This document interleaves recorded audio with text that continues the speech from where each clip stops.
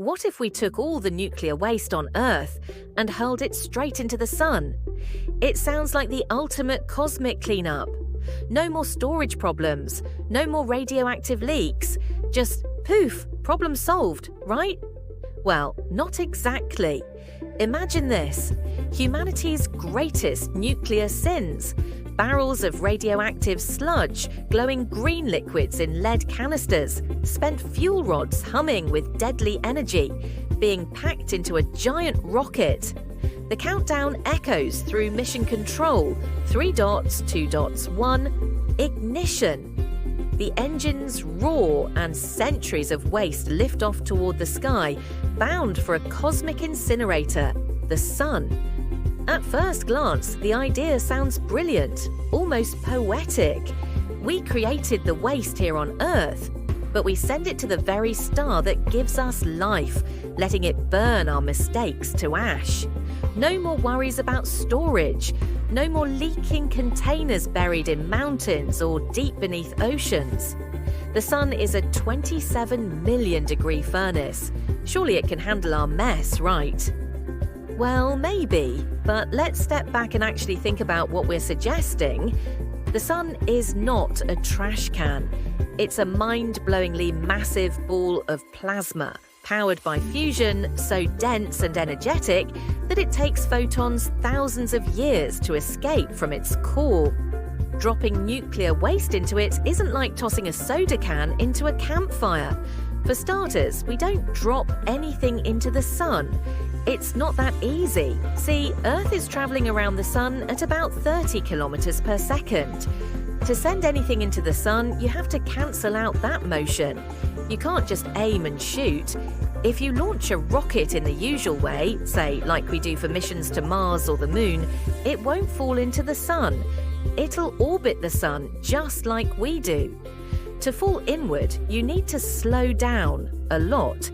You'd need a massive amount of fuel just to kill Earth's orbital speed. In fact, it's easier to escape the solar system entirely than it is to fall into the sun. And even if you did manage to send a waste-loaded spacecraft straight toward the sun, you'd face another problem: failure. Rockets fail. They explode. They veer off course. They malfunction mid-flight. Imagine this. One of these rockets loaded with highly radioactive waste explodes in the upper atmosphere. Congratulations! You've just scattered deadly isotopes across half the planet. Not a great look for humanity, but let's pretend you did it. You launched one of these nuclear garbage rockets, and it didn't explode. It perfectly slowed its orbit and spiraled down into the sun. What happens then? Well, nothing dramatic. The waste would vaporize long before it even touched the sun's visible surface, the photosphere. By the time it gets close, the heat would already be well beyond anything those containers could survive. It wouldn't cause a flare or a solar storm. The sun wouldn't care.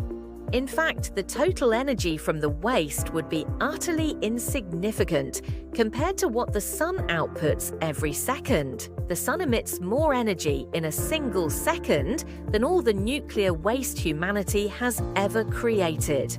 So it wouldn't be dangerous for the sun, but it might be dangerous for us because of the risk involved in the transport. Now, imagine we scale this up. Not just one launch, but hundreds, thousands.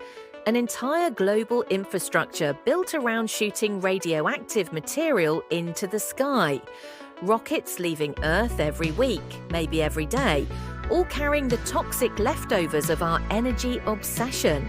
You'd be looking at an incredibly expensive system with terrifying risks. And remember, space launches aren't 100% reliable. There's always the chance of catastrophic failure. If even 1 out of every 100 missions went wrong, that could mean nuclear disaster raining down from the stratosphere. And yet, people keep suggesting it. Why? Because the idea feels clean, final, permanent. It's a seductive fantasy. Solve an impossible Earth problem with a cosmic solution. But space isn't a garbage chute. It's a hostile, expensive, and dangerous environment. And the more we rely on space to take care of our trash, the more we risk turning Earth into a place we're afraid to live on, and space into a place we're afraid to explore. So, would dumping all our nuclear waste into the sun work? Technically, yes, but practically, economically, ethically, probably not. Unless we invent an incredibly cheap, fail-proof launch system and somehow justify the risk of orbital disaster, it's better to keep finding safer ways to manage waste here on Earth. Because the sun, as powerful as it is, isn't here to clean up after us. And maybe that's something we still need to learn.